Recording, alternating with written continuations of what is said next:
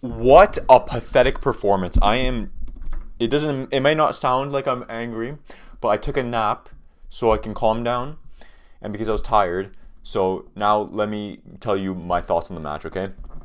Barcelona 3, Club Brugge 3. Uh yeah, that was awful. That was genuinely so awful. You can see how influential Rafinha is to this team and Pedri, of course. But without Rafinha, I'm pretty sure Barca have a 50% win rate.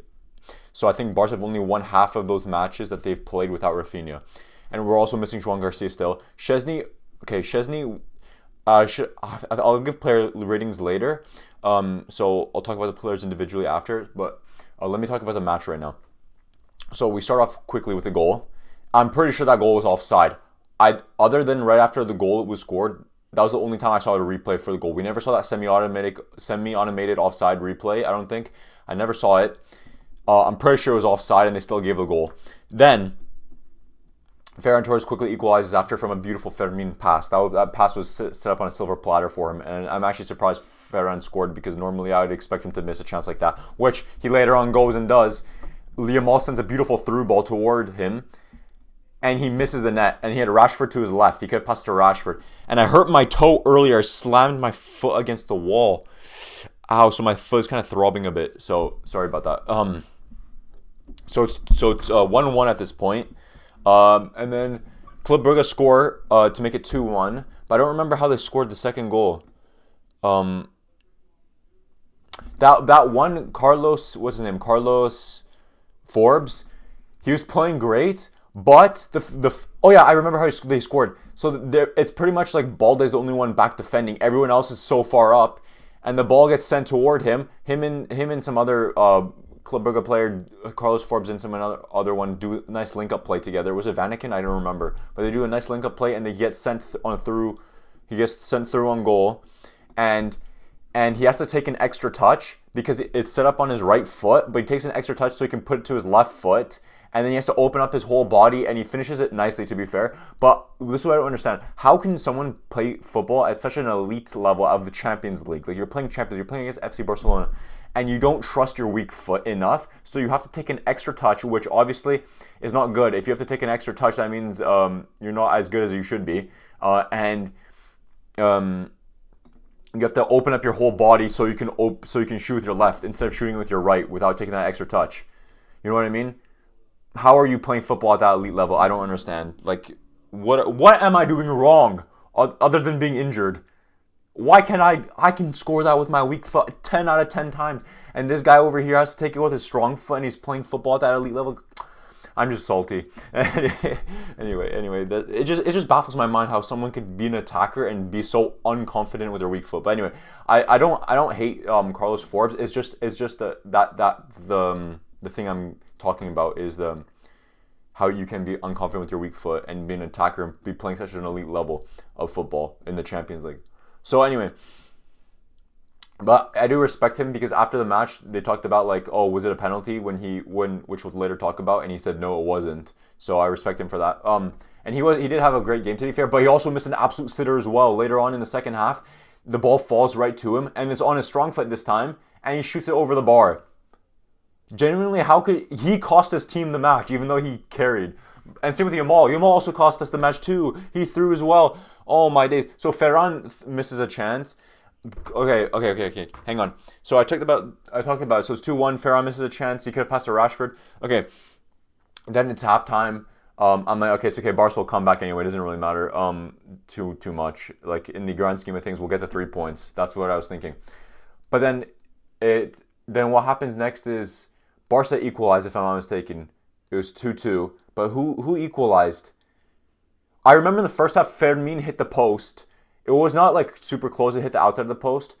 I feel like maybe he could have done a bit better and actually scored it, but it is what it is. It's kind of a tough angle and from quite a distance. But then I remember Olmo. This was like way later on. Olmo skies it to Rosette, and it was set up perfectly for him as well. How are you playing football at that such high level, playing for Barca, and you can't even shoot the ball properly and not even at least get it on target, bro?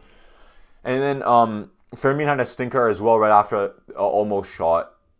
Keep in mind this is very late in the match, but I just want to say it because I'll probably forget about it if I don't mention it right now. So, hang on, I got hair in my face. So Barca equalized, but I don't remember how they equalized. Oh yeah, it was that beautiful link-up play with this was like such a beautiful goal. The Yamal and Fermin do some amazing link-up together. I don't know if that pass from Fermin was a bit accidental, but if it was on purpose, fair enough. That was wonderful football. Like every single Barca goal got me screaming at the top of my lungs, and I was really tired. So yeah. Oh yeah, Eric Garcia, right? It was Eric Garcia smashed the ball from like almost halfway, like 30 yards out or something, and he hits the crossbar, of course. And Koundé hit the crossbar in the first half, if I'm not mistaken, as well. So of course that happened. So we hit the woodwork like 3 different times. I say we as if I'm playing, but you know what I'm trying to say. What happens after that? It's 2-2. And then after, Carlos Forbes on a breakaway. I'm not even sure if we saw how the breakaway even happened. He's on a breakaway and I think he scuffs his shot. He tries chipping it, which he did, and it went in, fair enough. But I don't think he's chipped it as well as he wanted it to. So he almost threw, but he still scored. So fair enough to him. So it's 3-2 at this point. I'm like, you have to be taking the piss. Now we have to score 2 more goals again. So Yamal's dribbling today was, I'd say, 9.5 out of 10. I mean, maybe 9 out of 10, actually, because he did mess up maybe a few times. But his dribbling was exceptional. There's one moment I remember he dribbled like from halfway, and he passed it to Rashford, but then Rashford did something with it. I can't remember what he did, but Rashford didn't have a great game. We'll talk about that in a minute. But so Yamal equalizes with that, like, he uses his left foot to get it past the keeper, and it goes past him in the bottom left corner. Beautiful goal. I loved that goal. That was beautiful. That's a goal of the season contender for Barcelona when we get to the end of the season. And then what comes after that? Yeah, they score to make it 4-3. No, so it's 3-3 at this point. No, it's 2-2. Yeah, it's 2-2. And then Carlos Forbes scored the chip shot, and then it's 3-2. And then after that, it was Yamal who crosses the ball, and the defender from Brugge heads it, diverts it into his own net, which was so clutch. So thank God that went in, because if that doesn't go in, do Barca even get a single point out of this match? So we have to count our blessings. Like, at least we got a point from it, which is so sad. It's so sad because last year I'd expect Barca to win like 8-0 against Brugge.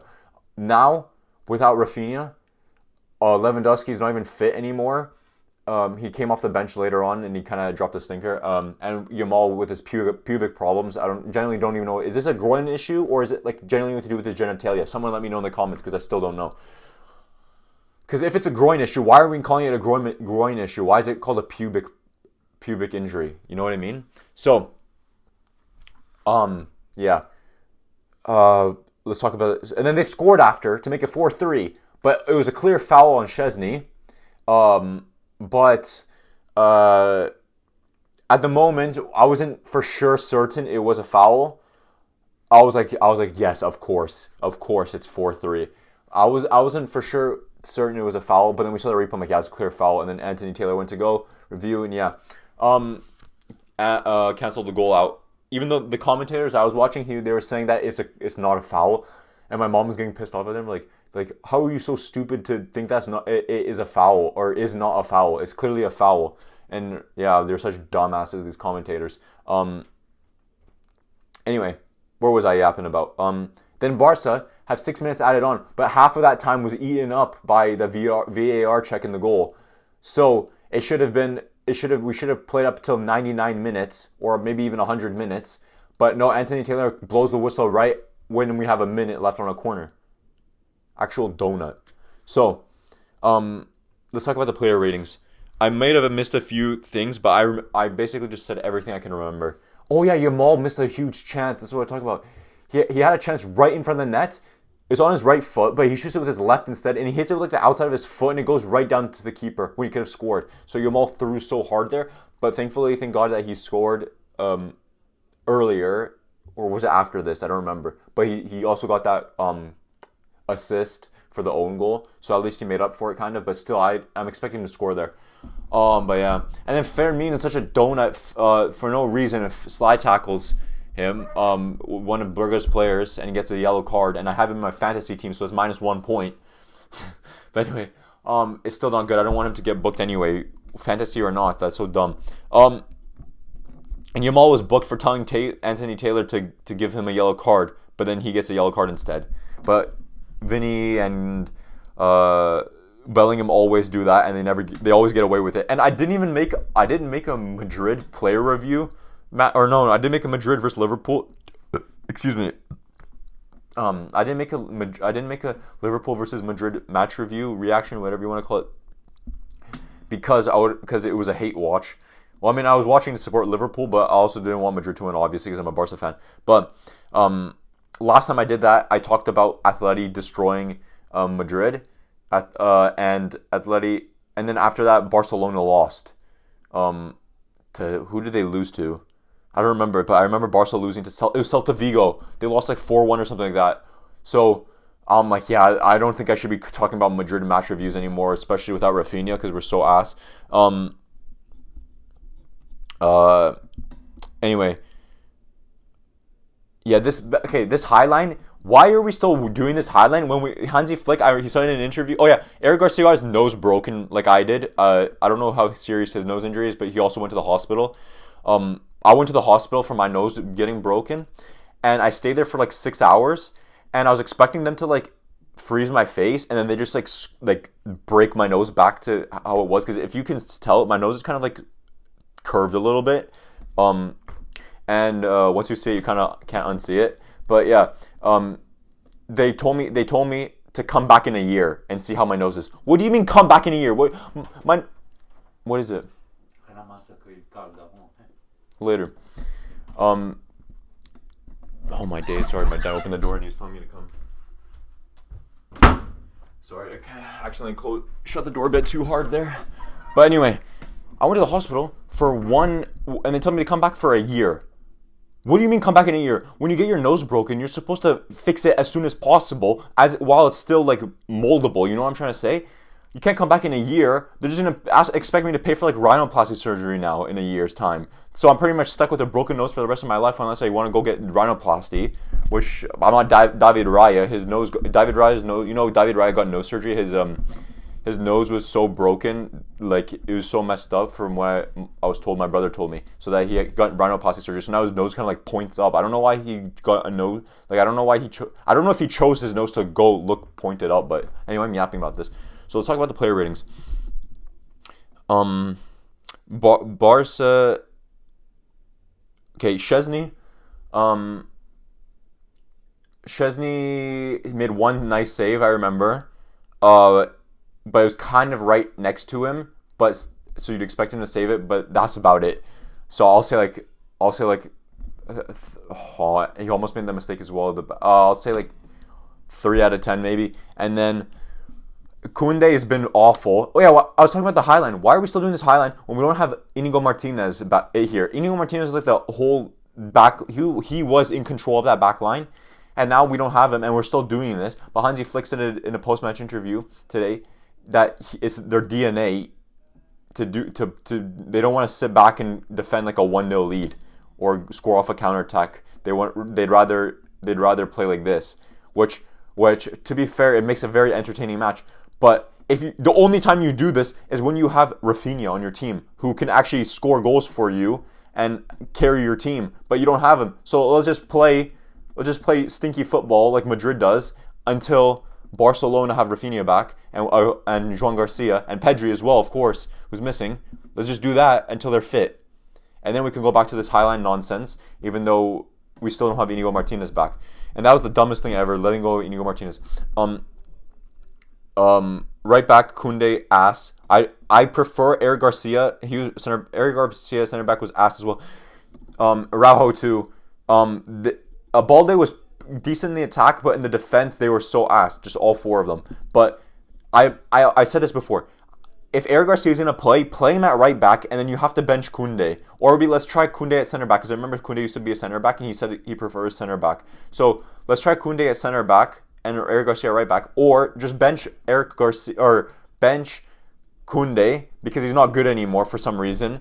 He's been depressed all season. You see, like, he's been just so sad. If you look in the preseason, like, he's sad, and Rafinha and Yamal were laughing at him, if you remember. Like, he's just always been sad for some reason. De Jong, poor guy, has to carry that entire midfield. Casado is awful. I don't even want to give a rating to, like, the back line. Like, 1 out of 10 for all of them. De Jong was, like, a 6 out of 10. Like, not much he could have done when he had to carry. Casado was, like, 3 out of 10. Who else was in that midfield? Fermin got the assist, which was like 6 out of 10, fair enough. Like, but he kind of, or he got 2 assists rather. But other than that, he hasn't, like, he wasn't. Those were great assists. Don't get me wrong, but they were just. Other than that, he didn't really influence the game too much, from what I could tell.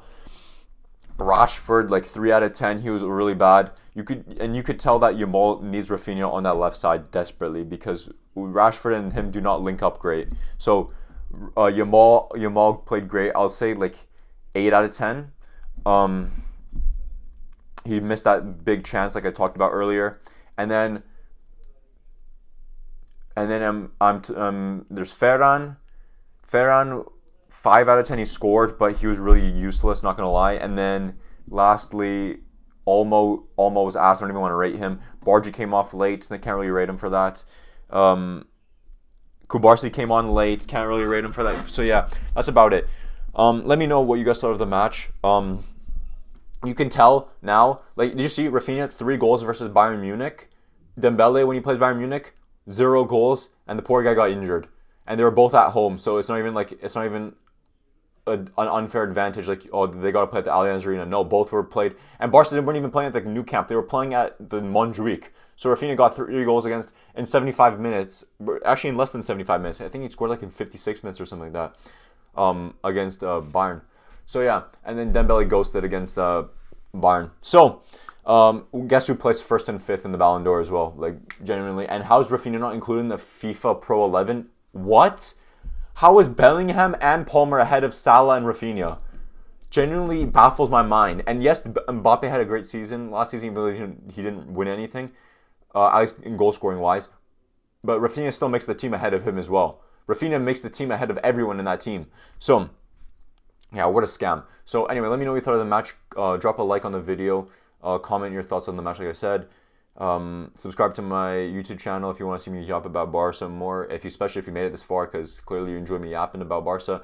And then follow my Instagram link and other socials. Links are in the description, and you can watch some of my other videos. The video should be up on screen. Thank you for watching. I really appreciate it if you made this far. And yeah, sorry about my dad interrupting the video. I gotta go now, but yeah, I closed the door a bit too hard. Like, these doors are really, like, you barely touch them, and they freaking slam so loud sometimes. But anyway, I might have pushed it a bit too hard. But yeah, thanks for watching.